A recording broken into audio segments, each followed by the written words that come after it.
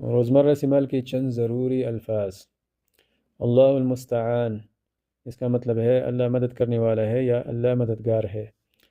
تحفہ یا گفٹ کو کہتے ہیں ہدیہ، اور ڈاکومنٹ کو کہتے ہیں وثیقہ۔ ڈاکومنٹ یا دستاویز، اس کو کہتے ہیں وثیقہ، اس کی جمع ہے وثائق، یعنی ڈاکومنٹس یا دستاویزات۔ علی ذمتی کا مطلب ہے میں ذمہ دار ہوں یا میرے ذمہ ہے۔ علی ذمتک کا مطلب ہے تم ذمہ دار ہو یا تمہارے ذمہ ہے۔ اللہ یستر علیک کا مطلب ہے اللہ پر پردہ رکھے۔ اچھا، علم کا مطلب ہے درد، اور علم کا مطلب ہے جھنڈا، تو اس میں خیال رکھنا چاہیے، یہ الف سے حمزہ اور یہ عین علم، اور علم تو آپ جانتے ہیں نا، علم عالم سے نکلا ہے وہ، عالم یعنی جاننا۔